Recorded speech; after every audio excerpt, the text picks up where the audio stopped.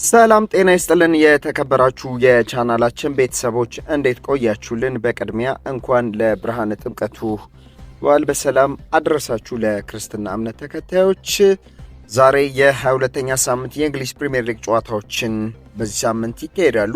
እነዚህ ጨዋታዎችን በስፋት እንዳስሳለን። በቅድሚያ የጨዋታ ጥቆማዎችን ወደ እናንተ የምናደርስ ይሆናል።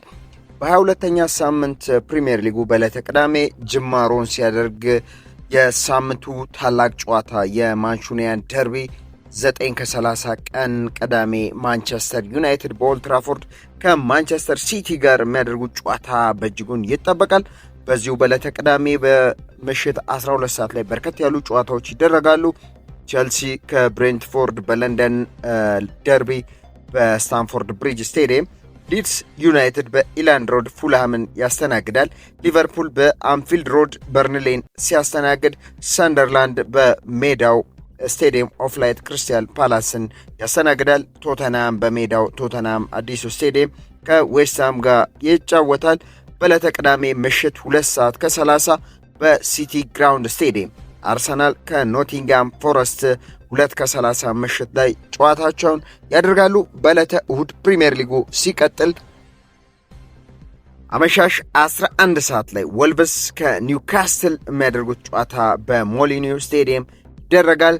1 ሰዓት ከ30 አስቶን ቪላ ከኤቨርተን በቪላ ፓርክ ስቴዲየም የሚደረገው ጨዋታ ይጠበቃል።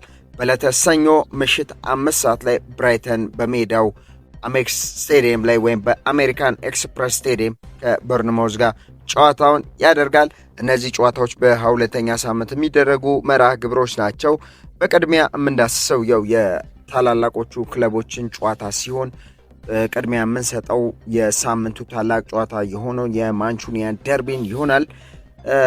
የሳምንቱ ታላቅ ጨዋታ የሆነውን በኦልድ ትራፎርድ ስቴዲየም በማንቹሪያን ደርቢ ማንቸስተር ዩናይትድ ከማንቸስተር ሲቲ ጋር ሲገናኙ ሁለቱ ክለቦች ያለፉትን 3 ተከታታይ ፕሪሚየር ሊግ ጨዋታዎችን ማሸነፍ የተሳናቸው መሆኑ ከወዲሁ ከፕሪሚየር ሊግ ዋንጫ ፉክክር እየራቁ መምጣታቸው በዚህ ጨዋታ ላይ ነጥብ ይዞ ለመውጣት በርቱ ፉክክር የሚያደርጉ ሲሆን ሁለቱ ክለቦች የመጨረሻዎቹ 5 የእርስ በርስ ግንኙነታቸውን ስንመለከት ማንቸስተር ዩናይትድ 2 ሲያሸንፍ ማንቸስተር ሲቲን በተመሳሳይ 2ቱን አሸንፎ በአንድ ጨዋታ አቻ መለያየታቸው ይታወሳል። ይህን ጨዋታ በመሃል ዳኝነት የሚመሩት አንቶኒ ቴለር ይሆናሉ። የማንቸስተር ዩናይትዶች ፖርቹጋላዊ አሰልጣኛቸውን ሮበን አሞሪምን ከሸኙ በኋላ 2 ጨዋታዎችን በቀድሞ ተጫዋቻቸው ዳረን ቫን ፍሌቸር እየተመሩ አንዱን ሲሸነፉ አንዱን አቻ በመለየት ያጠናቀቁ ሲሆን ከዚህ የውድድር ዓመት እስኪጠናቀቅ ድረስ ቀሪ 17 ጨዋታዎችን በቀድሞ ተጫዋቻቸው ማይክል ካሪክ የሚመሩ ሲሆን ከቀዳሚው የማንቸስተር ሲቲ ጨዋታ ጀምሮ ቡድኑን የሚመሩ ይሆናል። ማይክል ካሪክ በ2021 አሰልጣኝ ኦሊ ጉናር ሶልሻየር ከማንቸስተር ዩናይትድ ከተሰናበቱ በኋላ ለተወሰኑ ጨዋታዎች በጊዜ አሰልጣኝነት ወይም በኬርቴከር አሰልጣኝነት ማንቸስተር ዩናይትድ መምራቱ ይታወሳል። አሰልጣኝ ማይክል ካሪክ በሻምፒዮንሺፑ ክለብ ሚድልስብራ 2 የውድድር ዓመታቶችን ማሳለፉ ይታወሳል። ጥሩም የሚባል ቡድን ገንብቶ እንደነበር ይታወሳል። ወደ ፕሪሚየር ሊጉ ማደግ ባይችሉም ሚድልስብራዎች ግን ማይክል ካሪክ ጥሩ የውድድር ጊዜ እንደነበረው ይታወቃል። የሁለቱ ክለቦችን የተጫዋች ጉዳትና የተለያዩ ሁኔታዎችን ስንመለከት በማንቸስተር ዩናይትድ በኩል ማቲያስ ደሊት አጠራጣሪ ሁኔታ ውስጥ ያለ ተጫዋች ነው። ኑሴር ማዝራዊ በአፍሪካ ዋንጫ ምክንያት ከሞሮኮ ብሔራዊ ቡድን ጋር በአፍሪካ ዋንጫ ፍጻሜ ላይ የደረሰ በመሆኑ በዚህ ጨዋታ ላይ የማይሰለፍና ጨዋታው የሚያመልጠው ይሆናል።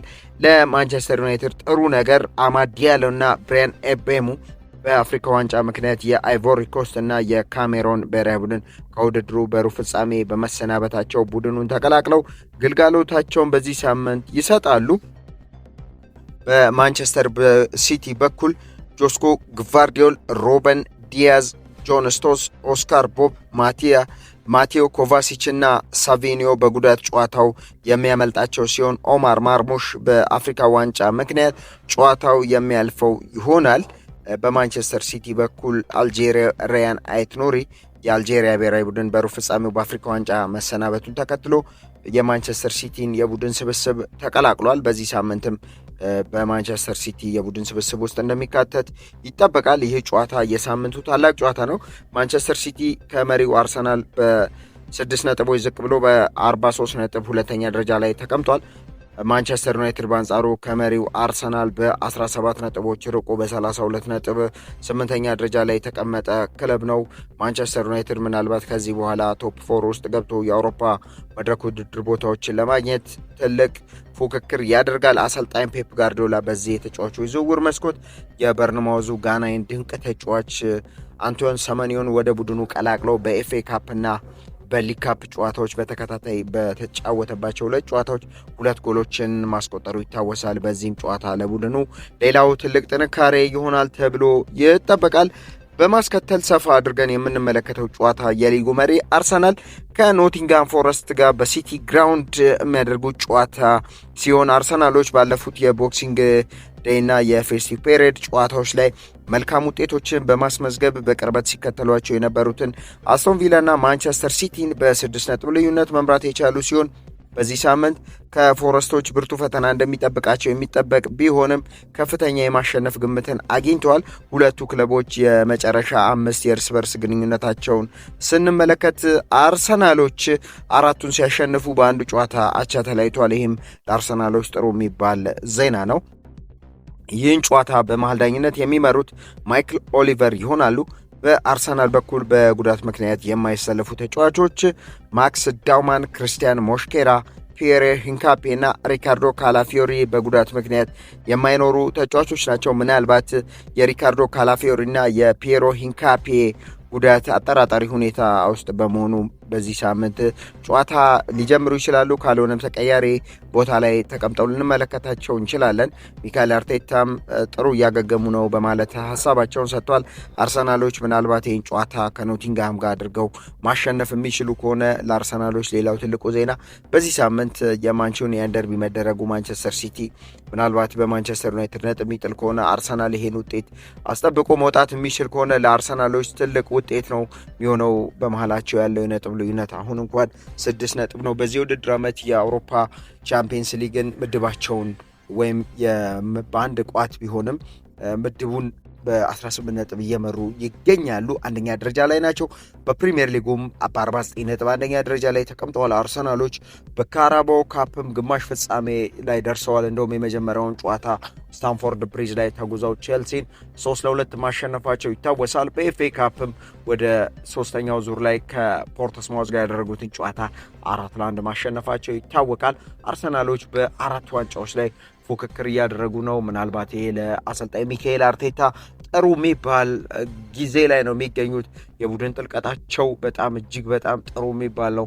ከተቀያሪ ወንበር የሚነሱ ተጫዋቾች ውጤትን መቀየር የሚችሉ ተጫዋቾች ናቸው። ምናልባት በቅርቡ ጋሪ ኔቭል በሰጠው ሀሳብ የአርሰናል ተቀያሪ ተጫዋቾች ቶፕ 4 ውስጥ ገብተው መጨረስ የሚችሉ ብቃት ያላቸው ተጫዋቾች ናቸው ብሏል። ይህ ሀሳብን የሚያጠናክር የቡድን ስብስብ ነው ያላቸው። አርሰናሎች ይህን ጨዋታ በሲቲ ግራውንድ ከኖቲንግሃም ፎረስት ጋር ያደርጋሉ። ሌላኛው ጨዋታ በአንፊልድ ሮድ ሊቨርፑል እና በርንሌን የሚያገናኘው ጨዋታ ሲሆን በዚህ የውድድር ዓመት እንዳስፈረሟቸው የተጫዋቾች ጥራትና የቡድን ጥልቀት ውጤታቸው ያላማረላቸው ሊቨርፑሎች እና አርነ ስሎት ይህን ጨዋታ የማሸነፍ ከፍ ያለውን ግምት ያገኙ ሲሆን ሁለቱ ክለቦች የመጨረሻ 5 የእርስ በርስ ግንኙነታቸውን ስንመለከት ሊቨርፑሎች 5ቱንም ማሸነፍ ችለዋል። ይህን ጨዋታ በመሃል ዳኝነት የሚመሩት አንዲ ማድሊ ይሆናሉ።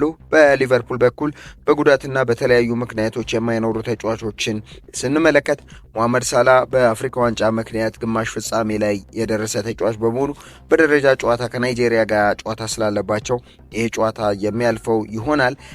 በጉዳት ምክንያት ለሊቨርፑል ግልጋሎት የማይሰጡ ተጫዋቾች አሌክዛንደር አብርሃም ይሳቅ፣ ዲየጎ ሊዮኑ ጣሊያናዊ ወጣቱ ተከላካይ፣ ጃፓናዊ የተከላካይ አማካይ ተጫዋች ዋታሩ ኤንዶ በጉዳት ምክንያት ጨዋታው ላይ የማይሰለፉ ይሆናሉ። ሁጎ ኢኪቲኬ አጠራጣሪ ሁኔታ ውስጥ ያለ ተጫዋች ነው። ምናልባት በርንሌና ሊቨርፑል የመጨረሻ ጨዋታቸውን ሲያደርጉ በአንደኛው ዙር ጨዋታ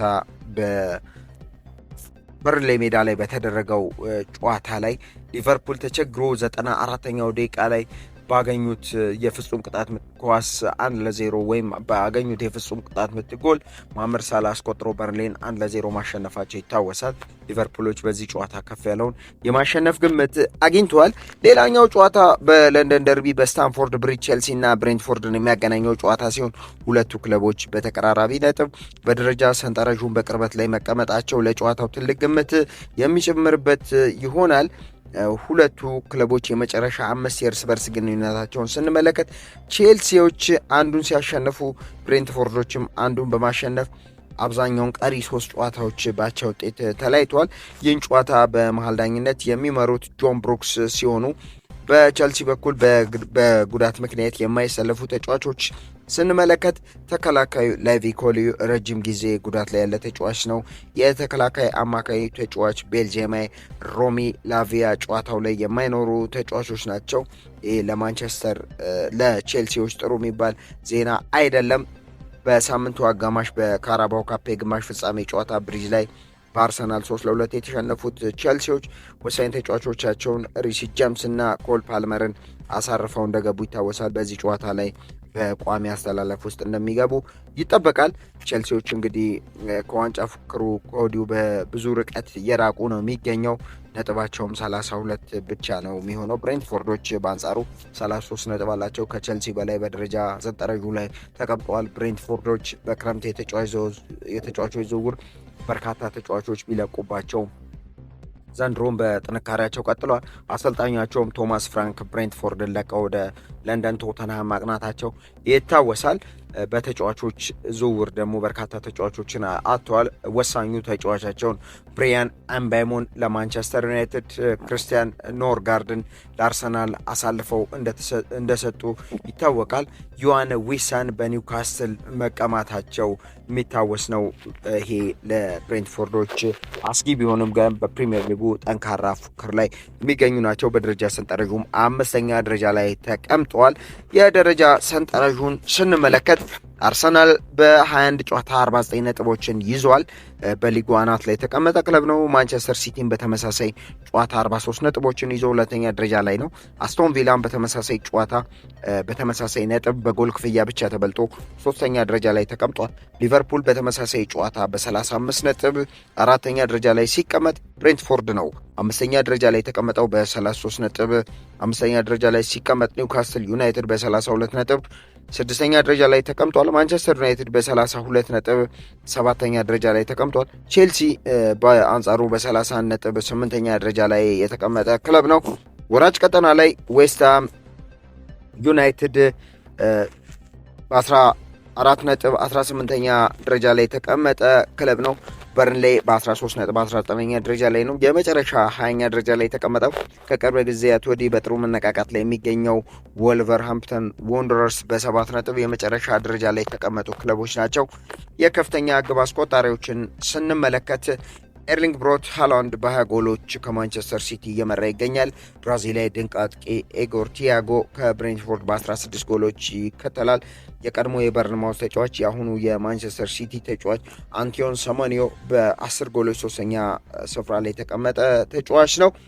የዛሬ መረጃዎቻችንን እዚህ ጋር ስናጠቃልል በሌሎች ወቅታዊና አዳዲስ መረጃዎች እስከምንገናኝ ለክርስትና እምነት ተከታዮች መልካም የጥምቀት በዓልን እየተመኘን ለምትወዷቸውና ለምትደግፏቸው ክለቦች መልካም ውጤት እንዲገጥማቸው በመመኘት ይሆናል። በሰላም በጤና በፍቅር ቆዩልን።